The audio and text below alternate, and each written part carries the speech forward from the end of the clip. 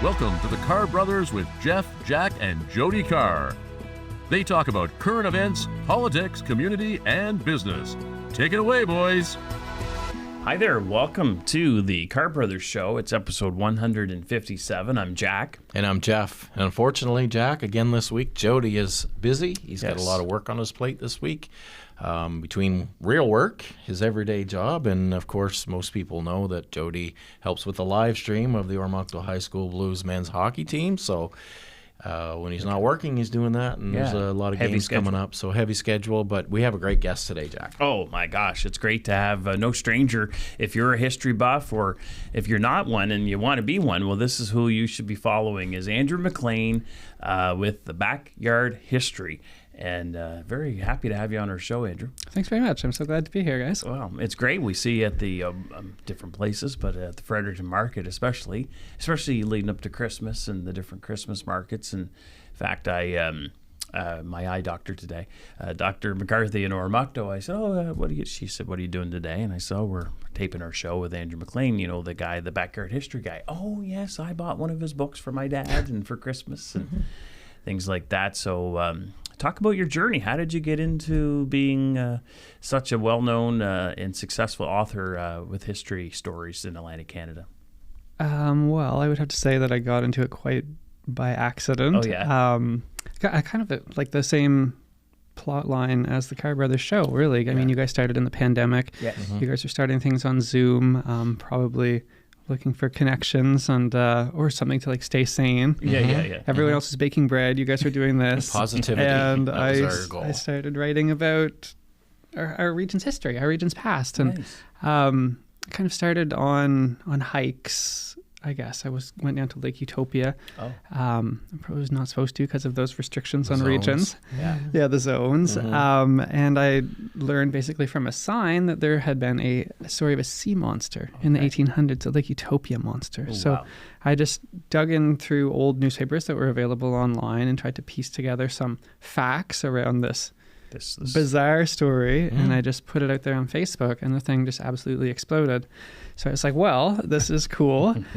So I just did a couple more, and within like just a few weeks, the newspaper, our local Fredericton one, started. They phoned, and they were just like, hey, can we pay you to do this? Wow. And like I was laid off during the pandemic. I had been doing surveying that took me everywhere from like Miami up to like Nunavut. Yeah, well. So light art. Exactly. Topic, but yeah, exactly. It was like LiDAR using planes to basically kind of follow. Scan the geography and scan the... It was like focused on changing shorelines, kind of tracking climate change. So very different from this. I had studied history in university. That was my degree. I didn't do much with that degree because it's a history degree.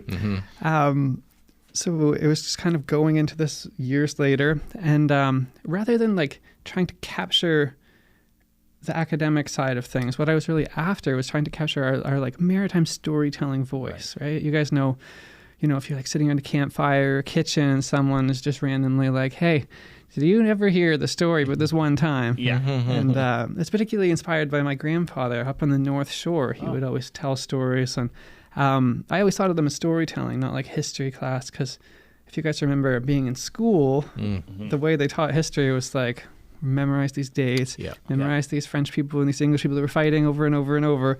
But it was like the way he talked about it was so much more engaging and real. And this is kind of how the version of our past is as a series of small, cool, fun adventures that I try and capture. And much to my surprise, more so than anyone else's, this is really resonating a lot. Yeah, it must be quite something. You must hear from people all over the world, do you, because of these stories? Or?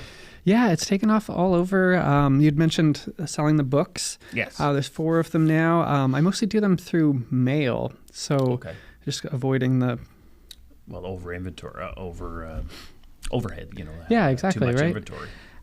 So I just kind of pack them up and just mail them out myself, but especially at Christmas season, they've just gone crazy. Every province, every territory has ordered them. There's been like literally thousands of them going out. The Canada Post staff were joking that I'm single-handedly keeping them afloat.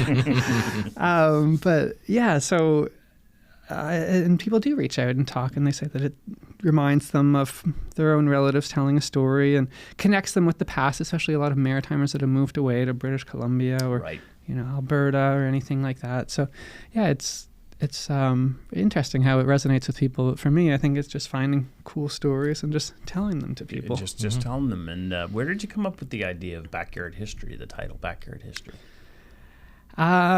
So after that first story that took off, the Lake Utopia monster, I just put that on my personal page. And that night I got a phone call from an old friend that I knew from high school that hadn't spoken in a while. And if you guys caught a show at the Playhouse just on the weekend, John Batt, aka Canada.gov.ca, he's Frederictonian, but he's gone absolutely. Right. Yes. Yeah. He's just exploded himself. Yeah, exactly. And, he was just on Tim Porter's and he was on Sound that Bites podcast, podcast there. Yeah. Just this latest one. So yeah, so he's a huge personality based on Instagram under this name, Canada.gov.ca.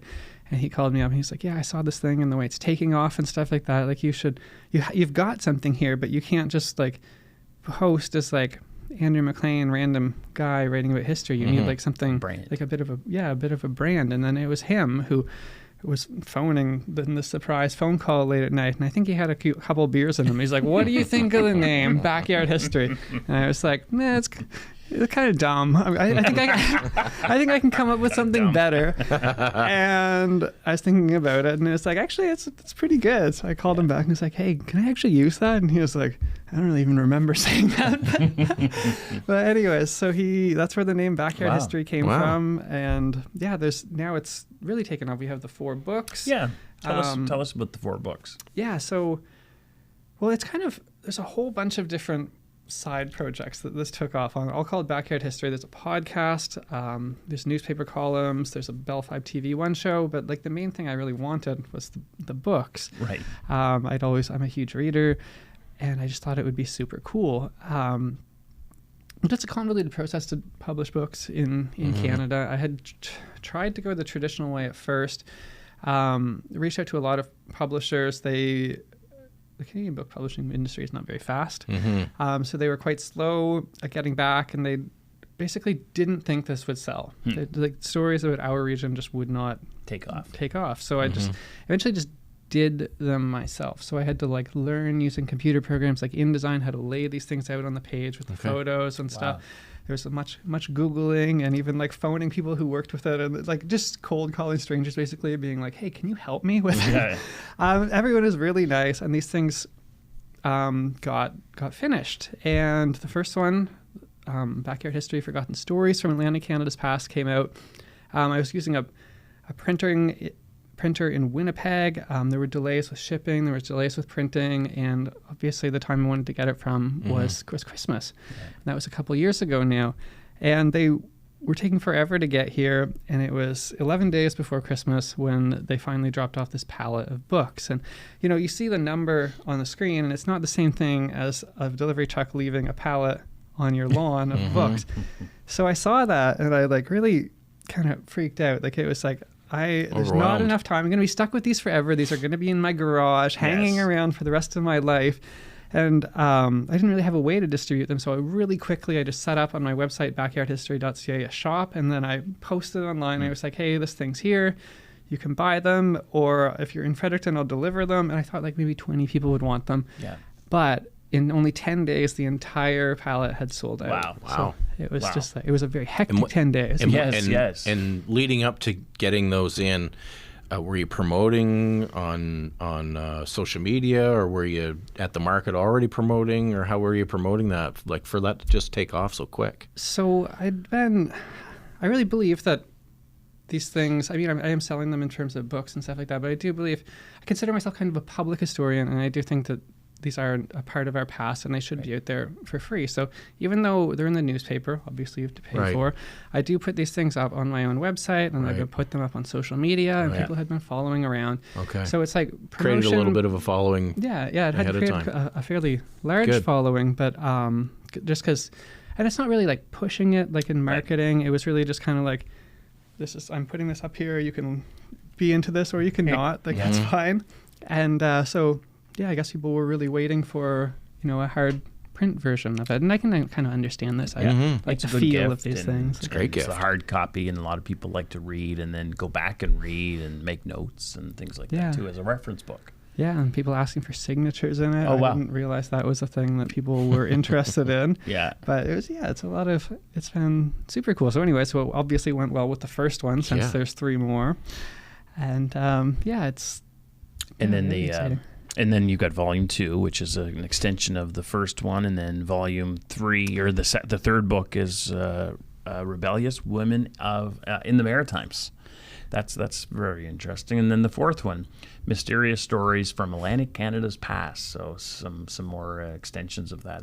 There's a lot of mysterious stories, whether it's unsolved or unexplained. And you obviously know more about it than many because you've got a book about it. But it's Yeah. very intriguing stories, aren't there? What are some highlights of that book? That's the newest one that had come out. I was trying to go for more themed ones, I guess, with these ones, and I just kind of really like. Now, is this one fairly new, though, Andrew, the fourth one? Yeah, that would be just in late autumn it had Okay. come out. Okay. So Very new. again, just ahead of. Tell us a little bit about it. Yeah, it uses a fairly loose definition of the word mystery or mysterious stories. We have. Some of them are like me kind of investigating from an archival side. Like there was one that was super popular with readers. There was very unusual for it. I had just found this little newspaper clipping from the late 1800s of this young girl, only 8 years old, in St. John, who was found crying in the street, and she'd been abandoned by her family. So I was just thinking, like, what became of this young girl, this child? And I managed to piece together the whole rest of her life and how she recovered from this and was adopted and found a new family and stuff like that. And that was just a fairly short one, kind of obviously the beginning wasn't heartwarming, but the end was. But that one really was super popular. Oh, wow. So that's one side of a mystery. And then our cover model here is from the first story in the book, which was the oldest unsolved murder in Fredericton. And that was just me phoning up the Mounties, literally being like, hey, what is the oldest unsolved murder in New Brunswick? I'm going to try and solve it. So it was 100 years ago now. Wow. And it was in Bucktouche. There was a murder of the only ever DFO agent murdered in Canadian history. Wow. To this day. And it is officially unsolved. Local investigators weren't successful at all in investigating this, so they got this detective from the RCMP on loan from Montreal who came down, this rather suave-looking character who I don't think probably blended in as well in Bucktouche 100 years ago as he thought he did. But I got his notebook, his files. Really? And he was very meticulous. He would have descriptions of all of the strange characters he met in Bucktouche. So I just kind of use his own words to kind of bring the story to life. We're following along with him. So it's not me as an author being like, this is a mystery for the following reasons. It's like, let's follow this guy using his notes, using words from the time, and just see how this thing plays out. So that's the kind of mysteries I go for. So how did you end up getting his notebook? Or can you disclose that? Yeah, disclose that. Yeah. With a fair amount of difficulty. Okay, the Mounties generally... Well, they keep their perspective on it is that if you're a service member, you're always a service member. So in the interest of protecting family members, they wanted to keep this somewhat secretive. Yeah. So I just went through the Access to Information Act. Right. And eventually it was, this is 99 years ago. No one's... Yeah. So it was, so you have to find... Your means to be creative. So some of them are more complicated to get access at this information. But I do put like a big emphasis on, I guess, not just the storytelling side of it. I try and put really meticulous archival research into these things. Yeah. And put an emphasis on people's voices from the times. Especially in the third book about women, rebellious women. Like as a man writing about women, I tried with all of them to get quotes, to dig up things that these women had said, to kind of like let them tell their story in their own words as much as you can. In all of this, in every case, none of them are with us anymore. So, and I thought, well, that's good. Yeah, I think, sort of. Yeah, but they don't have to defend what they've said if they're still alive. You can write about them and tell their story. Yeah, exactly. And interesting. So, how many? You might not know the answer to this question, but I'm thinking you might. How many different women did you write about in the book? So there's 17 stories in that one. So it's like There one you of go. my one with the fewer stories in it, but I kind of dig into them more. So everything from pioneering pilots like Burl Markham there on the front cover. There was a woman who later settled in Fredericton named Elizabeth Beard, who had fought against the Americans in the American Revolution. Oh, wow. So all sorts of Klondike Kate, you've probably heard of that story. The real Klondike Kate was a New Brunswicker from Bath, tiny little village in the Woodstock area. So just all sorts of women from all over our region. We have so many cool stories around here, and it feels like a lot of people don't know them. No, it's true. Yeah, We don't. Most of us don't know the fun historic stories that. I'm glad you write them. I'm glad you capture them. Everybody to enjoy. Yeah, I think it's a lot of fun just telling them. Sometimes I feel like a kid that goes home from school and it's like, hey, guess what I learned today, Mom? But I'm just like telling these things in like the newspaper column or whatever. It's just like an overly excited person being like, this is so cool. And then this person said this. Yeah. And we found this little gem, Yeah. That a lot of people don't know, and you probably get now that you've got, quite a following. I think you have something like 26,000 followers just on Facebook alone. You probably get a lot of ideas now and a lot of suggestions of what they would be interested in for stories, or what they want you to maybe dig up and things like that. Sometimes, people will reach out with, all sorts of different topics. Like, for example, the newspaper column this week was about 129 years ago, a train had derailed in the Dorchester region. Oh, and yes, it was I saw completely, that. it was filled with pennies. Exactly. And I was just at like a market or a talk or something, and someone came up and was like, why don't you write about the Dorchester penny train crash? And I was like, the what? But it turned out to be like, you don't really know when you're going in, like it doesn't sound like it could be something, but it happened like right outside of a courthouse. There was a murder trial going on, the entire courthouse, including the province's first ever stenographers, the judge, the accused murderer. He even all came went out to help. I read that today. Even the accused came out. Well, that's good. So it's just good New Brunswick fashion. Yeah, so it's just interesting how you dig at something and then you never know what you're going to find. Right. That's a fascinating story that very few people would even know about. I mean, the locals would know, I guess. Yeah, well, 129 Perhaps. years ago is quite a while, right? It is. It's a long while, yes, exactly. Well, guys, we got to take a short break. Okay. Yeah, we're just going to take a short break here and catch our breath and our thoughts, and we'll be right back after these messages.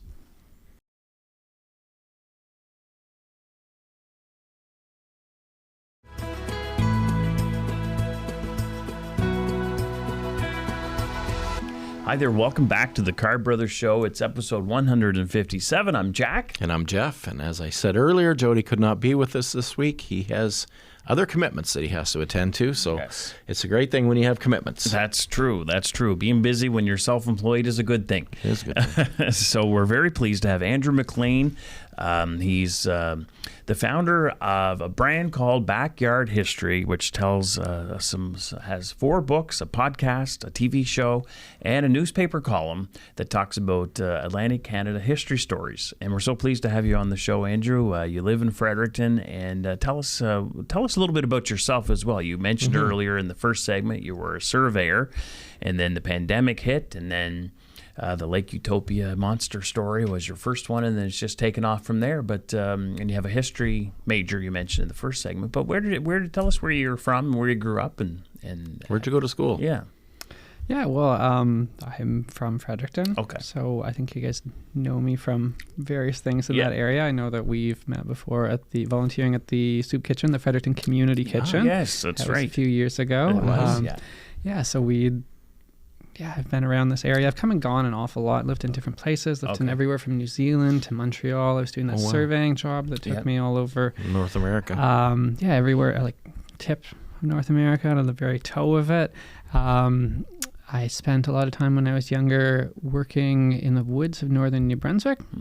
So I would work that seasonally in the summer, and then As a I surveyor as well? No, this was doing research. So I was basically just measuring trees with a measuring tape. So I was doing that for the summer, saving up money, and then in the winters I would go traveling. So I went to, I think, 42 odd countries. Wow, cool. Just living out of a backpack. I spent probably, if you total it up, it would be like a couple years of my life traveling all over, Asia and Europe and Middle East. And so, yeah, I've done all sorts of, had a varied life. I used to be cool before the local history fixation. That's a good line. But 42 countries and lots of hiking and things. And like you said, when you went down to Lake Utopia and you saw a sign there and that piqued your interest because of your love of hiking and Bango, and then did a story on that one. So.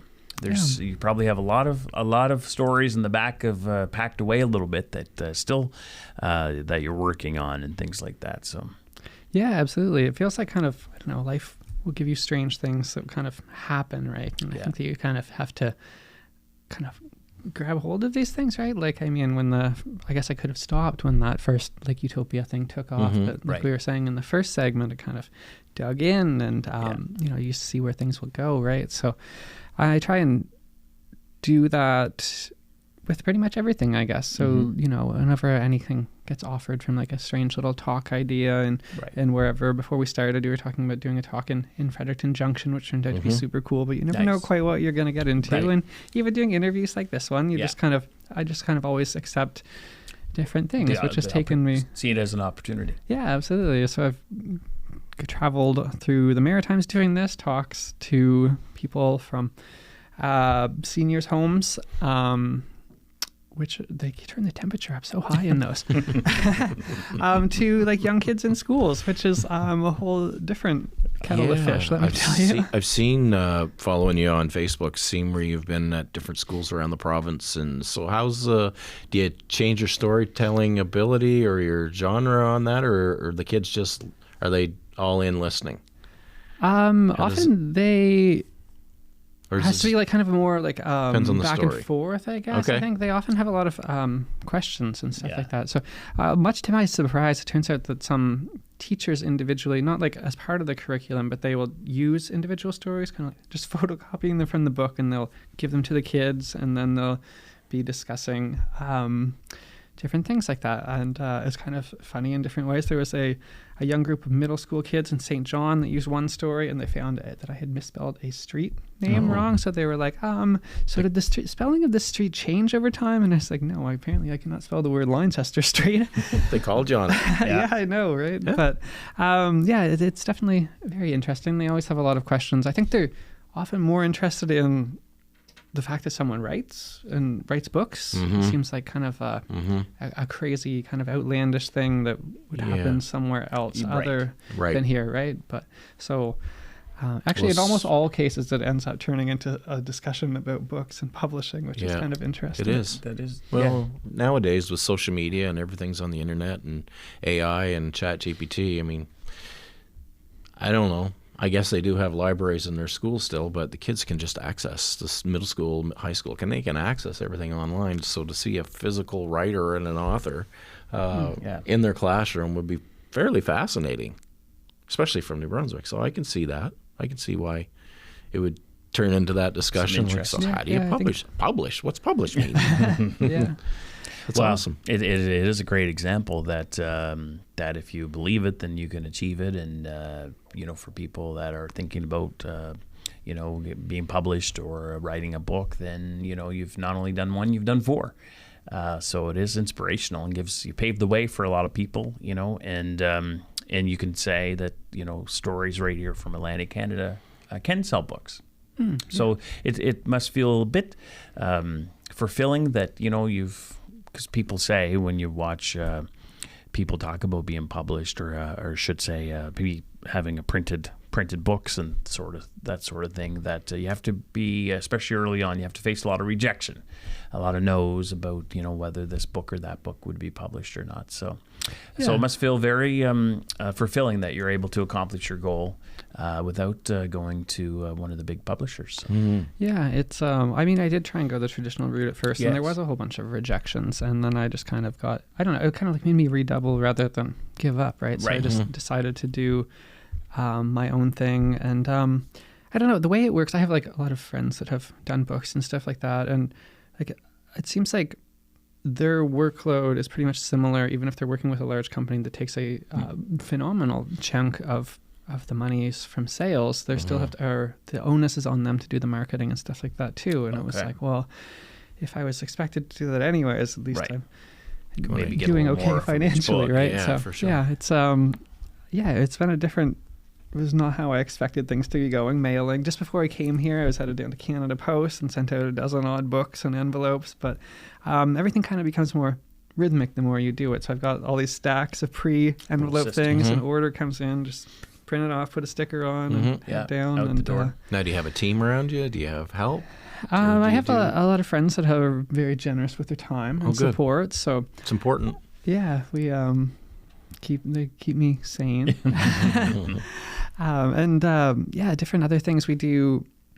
I think the most collective one is the podcast that we do. So this isn't, before we started, you'd kind of compared to the way that you're dynamic to a podcast, but this is sort of a different one where it's almost more like a radio show or a play or something. So again, the emphasis is on those verbatim historical quotes, and I will get my friends to voice act these like genuine historical quotes. And we have a producer. His name's Jordan Lozier, a great friend of mine. He worked in radio for many years, and he basically cuts it up to make me sound good. The breathing sounds and the ums and everything like that goes out, and he adds music, he adds sound effects, and it's kind of odd because I didn't really intend to start a podcast that was from newspaper readers who, it turns out, don't like reading newspapers. So there would be comments in the newspaper column that are like, make a podcast. And it's like, well, it's for you guys. This is, but anyway, so I bowed to peer pressure and created this thing, and it has taken off quite a bit too.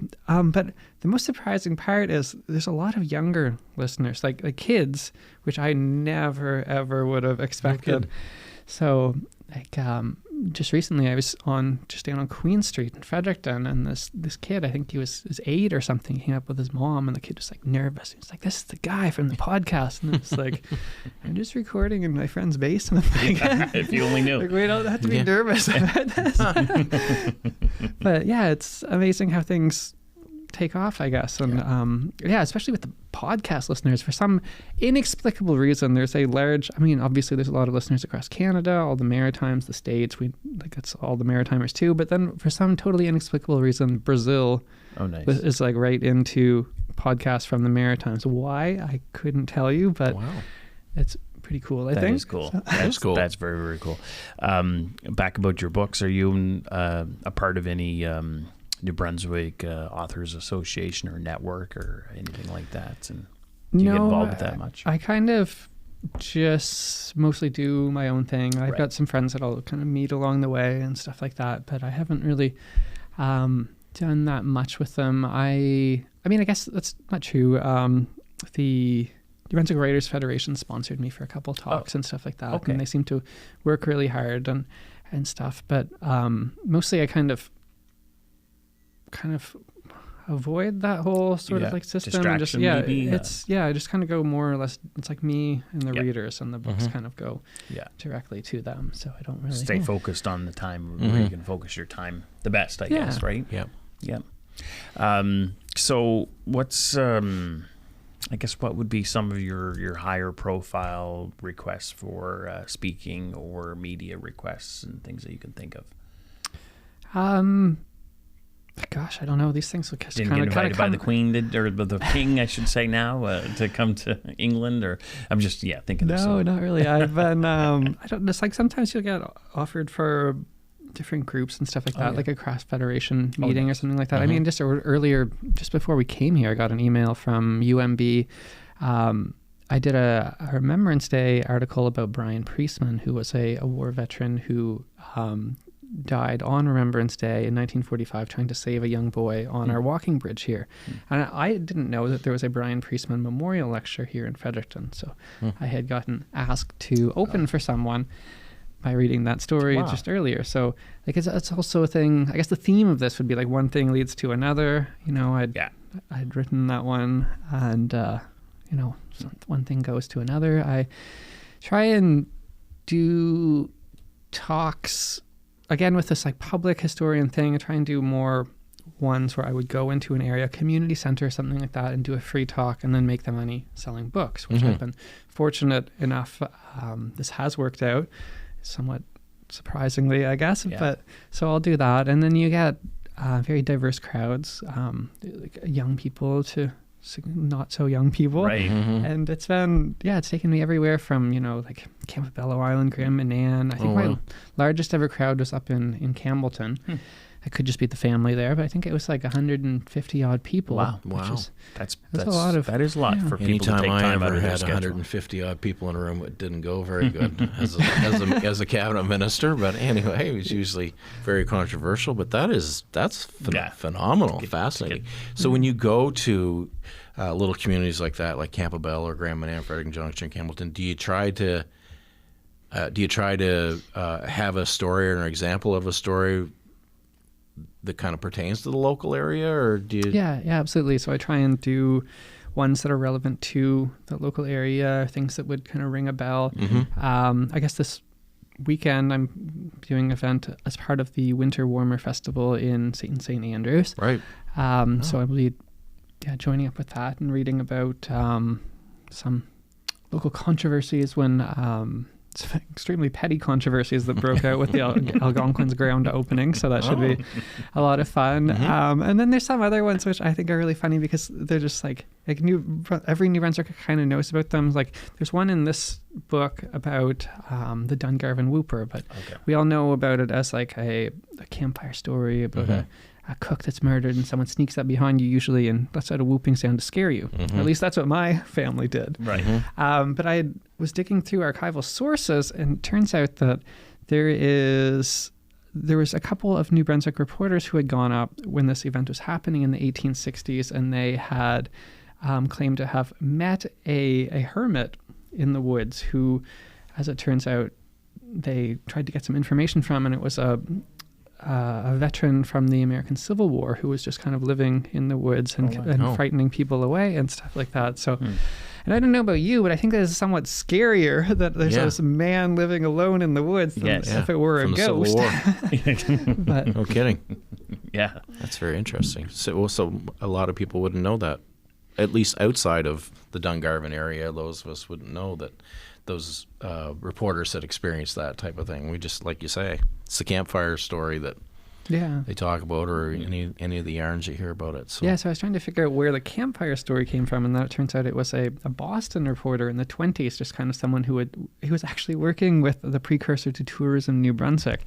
Our Tourist Association of New Brunswick was like, how do we bring wealthy Americans to spend their money here? And they're like, let's turn this into a ghost story about a screaming ghost in the Miramichi. That'll bring them in. So they worked in conjunction with this guy. And brought it up. No kidding. Anyways, if Tourism New Brunswick's looking for ideas, ghosts apparently sell well. Well, speaking of which, we had Rose Arsenault on a few weeks ago, I guess before Christmas.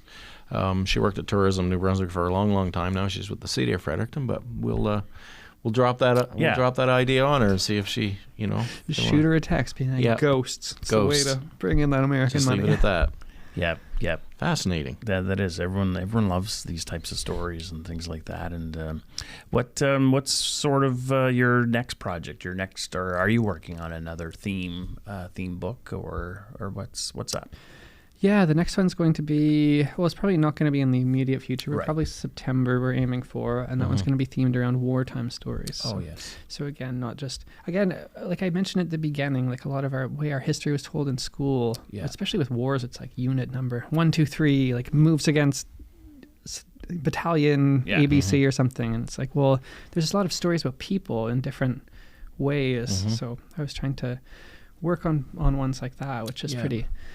That's fascinating. And then there'd be a lot of stories out there that are not necessarily documented, but passed down from a few generations or a couple generations. Maybe stories. I'm thinking of the different stories that soldiers, when they came back home, they might have, that's just kind of rare, but they might have told a story of things that happened, out on the front and this, things like that. So that's pretty cool to follow that theme. Yeah, there's definitely a lot of absolutely fascinating ones in there. The centerpiece kind of story that's going to be in that one, the longest one, the one with the most research, was another access to information kind of feud thing that I was going after. So in 1942, height of the Second World War, a U-boat dropped off a spy in St. Martin's, New Brunswick. Okay. And it was one of only 2 spies that the Nazis dropped off during the entire conflict. And he lived undetected for a couple of years in Canada until he eventually turned himself in. And he had some struggles trying to get the Canadian authorities to believe that this kind of ridiculous story was true. And he handed himself in Ottawa, and they were like, we're on the fence. We will, as a compromise, whether or not we'll believe you, we're going to send you with this Mountie back to St. Martin's to go and dig up where this uniform was. So this was another thing where I was going through the archives, and for some, even though this is obviously not relevant to national security, it was a rather large kind of battle to get a hold of this document. And you never know what you're going to get when it's a document, right? It could have been one thing being the information's lost, but instead it was a couple hundred pages, including this increasingly desperate spy. He had tried to turn himself in before, and they didn't believe him, so he wrote down his whole life story in 60-odd pages. So you have a first-person account of what happened, what led him here. The Canadian interrogations were there. So using all of these sources, I can tell this for this really crazy story that happened right in our own backyard, being told for basically the first time. So that's the one I'm. Wow. Now, did you write a little bit about that on your social media? Yeah, I did. Did you put an excerpt on there? I think I saw that. Yeah, I did. It was a very early. It was actually even before I did the sea monster story. On the day New Brunswick opened after the pandemic restrictions, me and my friends went down to the beach, and I'd looked up online. We just chose this location in the Bay of Fundy, Melvin's Beach, because of the name. We just assumed it would be sandy. It is not. It's very stony. So we just picked that up, and my friends were being slow to get ready, so I was just looking around online. I was like, did anything interesting ever happen here? And it was one of those events that was on this day, and it was one sentence on UMB's webpage, and it was on this day, this German spy had landed here. And it's you kidding? No way. On this particular day, 1942. So I was prowling around online, and I found something from the German government confirming this, and I was like, wow, this is nuts. This is bonafide here, so I did a little article on that a few years ago when I was just starting off, and it was huge. But I wasn't able to get more information about it. It's just kind of a broad overview, where I can tell the whole story. And a lot of these things, the more you dig into them, the more kind of absurd and frankly kind of funny they are, and just the chaos of life, I guess. So I'm quite pleased with that one. It'll be exciting to bring that one out there. Well, guys, that's good. We got to take another break. Yes, we do. This 20 minutes goes by pretty quickly, so we are going to take a short break, and we come back, we will wrap up with Andrew MacLean and the Backyard History.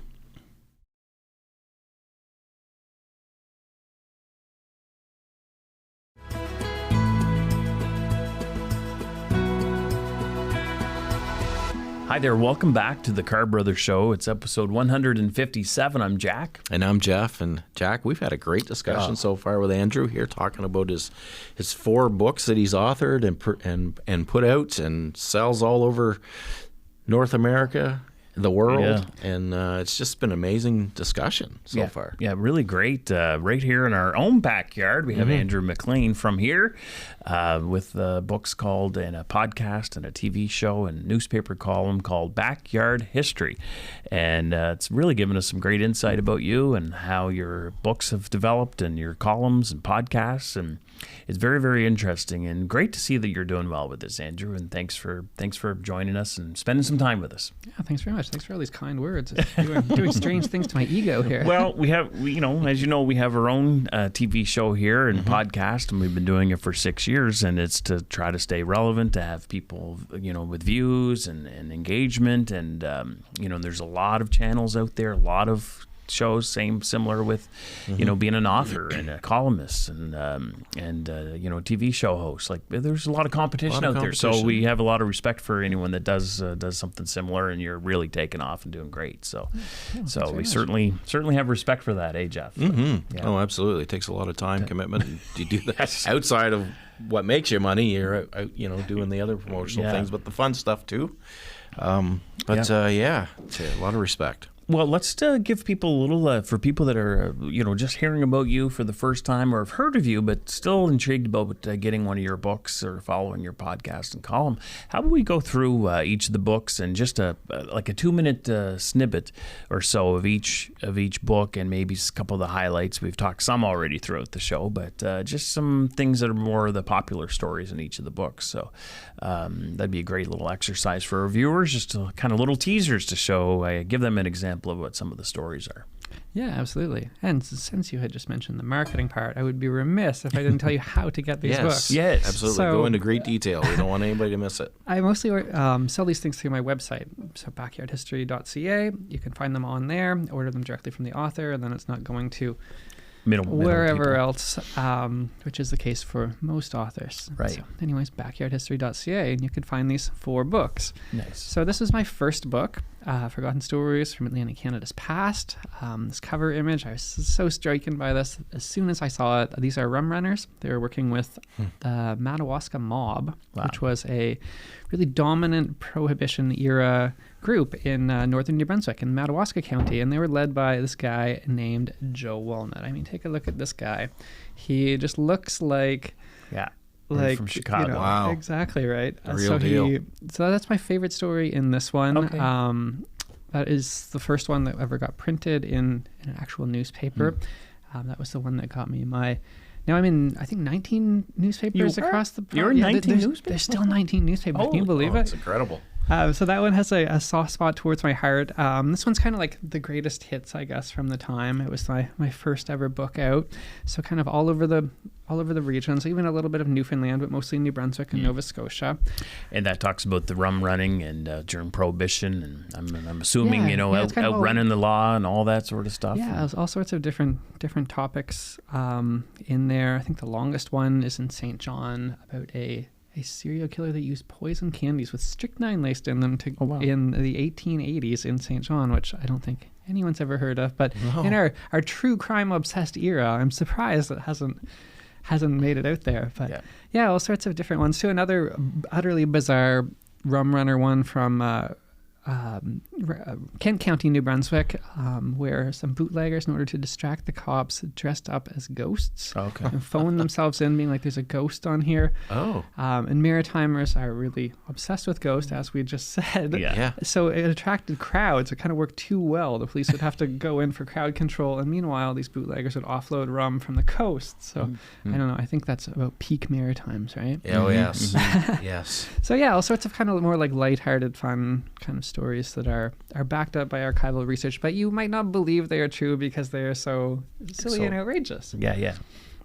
So that's the first one, and then we continued on with Forgotten Stories from Atlantic Canada's Past, Part 2.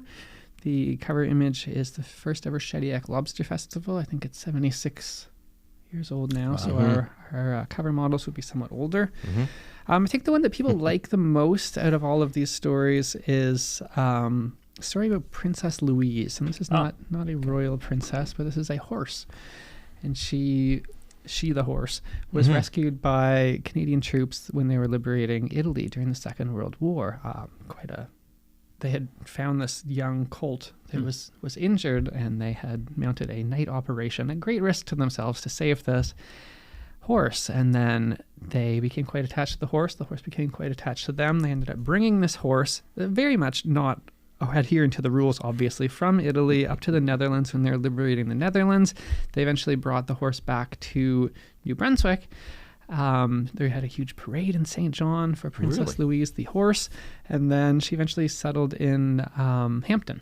Okay. Hampton, New Brunswick. Wow. I think I have That's very interesting, that one. yeah, so it's all sorts of, I think there's 22 stories in here. Other famous ones are the fiery ghost ship of the Baie de Chaleur. I found a report from probably our finest naturalist and historian, William F. Ganong, investigating this and trying to figure out what was the true cause of this. So There's a lady that lives in New Maryland, and I'll get you her contact information, and she has done a lot of research on that ghost ship.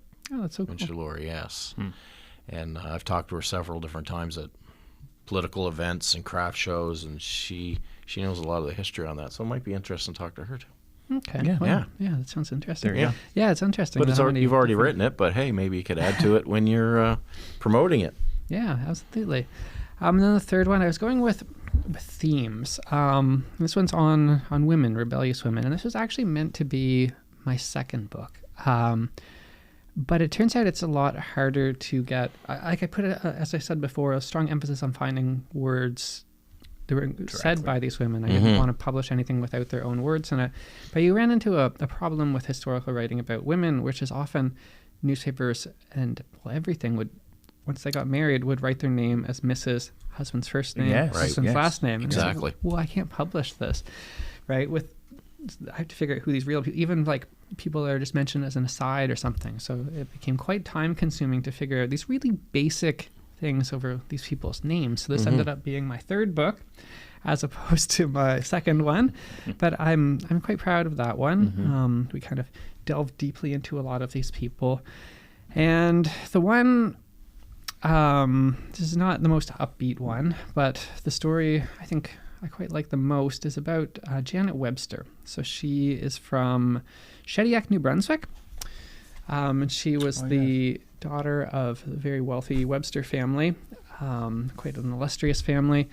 She had a very privileged upbringing. She traveled all over Europe solo in a car in the 1920s. She traveled on road trips through the States. Unheard of then. And then she settled in France in the late 30s. Married quite a famous artist, and then the invasion happened, and her parents pulled some strings to get one ticket. She was with a family of 5 with her husband and 3 children. They got one ticket for a ship to come back home, and she, after a lot of debates, decided not to go on. And then the Blitzkrieg came through just a matter of days afterwards, and she was not able to get out, and she joined the French Resistance. So this is like pretty much unheard of here in New Brunswick, but she was actually quite respected, and actually she was bestowed the title of the Martyr of France. And she was, obviously, if you're a martyr, it's not going to have a happy ending. She was captured by the Nazis and put in a concentration camp where she was killed. So I had written about that one, published that, I think, a couple of years ago, but this past summer, someone had reached out to me totally out of the blue, and it was a granddaughter of Janet Webster's, and she lived in France and had not known the story. So she was like, well, I'm going to come back to New Brunswick. Would there be anyone who would want to meet me? Like anyone that knows my family? And the Websters are huge in New Brunswick. Janet's dad, J.C. Webster, donated to start. He personally founded like a lot of museums throughout Nova Scotia and New Brunswick, including like big ones like the New Brunswick Museum or the Fort Beauséjour Museum. So it turns out that everyone wanted to meet her. So she was like had a packed itinerary going everywhere from like St. John. The directors of the museum wanted to meet with her, all of these different places. Incredible. So it's just kind of interesting how, these stories, they're history, obviously, but they still resonate and they still echoes. And, dropping a stone into a pond, the ripples are still going. So not the most upbeat one, but it's certainly a powerful and true story. It's in there. And then, we have our newest one, which has all sorts of different stories, the mystery-themed one with all sorts of different topics. We have I guess some somewhat sillier ones. There's a lot of stories that were echoes of rumors of whether Marilyn Monroe had actually gone up to the Miramichi and stuff like that. So we'll look into that one. Track that down. In Fredericton here, since you guys know Fredericton well, you might recognize this little house down on Waterloo Row. Oh, yes. We are allegedly have a ghost house, the residence ghost. Right. Oh, yes. So ghosts obviously are not, as a rule, available for interviews, but Right. there was a lot of different accounts that I found of people who had lived there or rented, and so piecing together these stories of this ghost who was quite friendly. Apparently would tuck in guests at the house and could tidy up even. It was a very convenient ghost. So well, that's polite. Yeah. So just piecing together Interesting. sources. That's interesting. And I went to high school actually with someone, and I'm friends with her on Facebook, and she's got one of these. She's a ghost. I don't know. She hunts down ghosts or helps clear out seances and clear out ghosts from homes and things like that.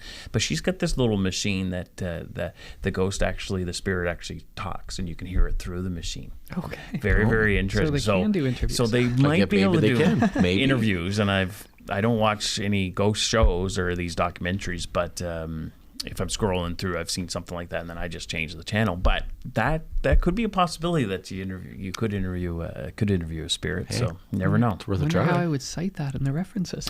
No kidding. According to the ghost. The ghost.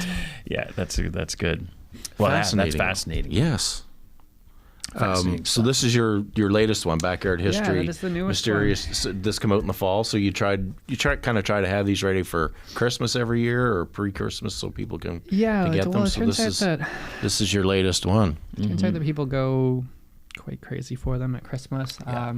Even that first one that really took off around Christmas time, now they kind of all do really well. That one, I'm gonna have to order more of it. It's almost ran out. Good for you. That's a good problem to have. And you've got some endorsements on the back here. Shall we read them a little bit? One from James Mullinger, who we've had on our show very early on in the pandemic.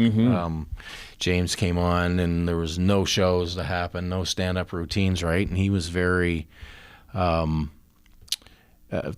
the box thinker. Well, he was very funny, but he was trying to figure out how can I still make a living with comedy when we're not allowed doing shows. But he started doing some online shows and things like that. But he says this book is indispensable, essential, and endlessly quotable. Andrew MacLean has done it again. Another blisteringly entertaining and jaw-droppingly researched, tome-packed with gripping stories from Atlantic Canada's checkered and forgotten past. So James Mullinger has a great following all over the world now. Really has lots of shows. And of course, another guest that we've had on here multiple times has put an endorsement on the back, and it's Premier Susan Holt. In Backyard History, Andrew MacLean unearths and shares unique stories as only he can, reflecting the extraordinary region from which these tales emerge. And Andrew, as a patron of the market every Saturday, or most Saturdays, you would see the Premier there, and very accessible. And I suppose you get a chance to have a chat with her quite often. Yeah, about your books and things and whatnot. Yeah, she'll come up and just hang out, and it's kind of, I guess, surreal. I guess it is for we might not have that in some of our larger provinces. That's right. Oh, I know. Premier coming up and just saying hi, hanging out. You're right. It's not as common in other parts of Canada. It's definitely not. I mean, even for MLAs. I had a constituent here that lived in Gary, and he was from Kingston, Ontario, I think it was. And he was saw him at a breakfast. Well, every Saturday I'd be at that breakfast, and him and his wife would be there, and he'd be like, I wouldn't even know who my MLA is in Ontario, which are MPPs. He said, but to get to see our own MLA here all the time and talk to him, was like, so it is something that we kind of lose touch with, that it's a real thing. But yeah, to see the Premier come every Saturday, and other premiers in the past would have their weekend things that they did where people would see them most often, but in New Brunswick it's very personal. So but to have her endorsement, and obviously she's a fan, and a lot of fans here with our listeners, and we encourage everybody to check out Andrew's Facebook page, Backyard History, his podcast. If you still buy the TJ or the is the Gleaner a thing any longer? I'm not sure, I but think they're shrinking, but they're still out there. Check it out. Still in them. Yeah, you're still in them. Good. Pick it up at your local convenience store or get a subscription. And Andrew's in there as well, in his podcast, like I said, and follow him on Facebook. If you get a chance to go see him or hear you anywhere that you're presenting or doing discussions or community events, and it's well worth the visit. I believe. And the books are available at backyardhistory.ca. You can order them from the warmth and convenience of your own home. That's right. And Backyardhistory.ca. delivered. Yes, and act fast because this one is just about to be out, and Andrew will have to get a reprint, refill. So very interesting. Yeah. Well, anything we're wrapping up here now. Anything you'd like to add that you'd like to say? Well, I just got my plug-in for the backyardhistory.ca page. Good so job. I think that I've checked off my mandatory boxes here. Thanks very much for having me, guys. This is a real blast to be talking to you guys.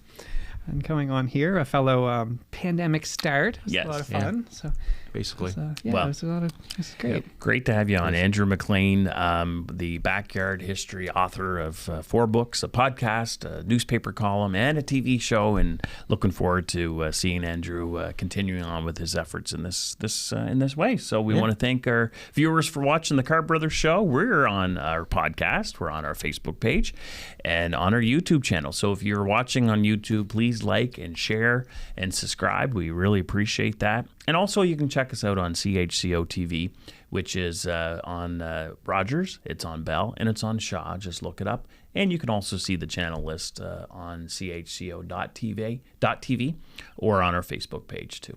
So with that, we'd like to sign off and thank you very much for tuning in, and we'll see you next time. Good night. Good night.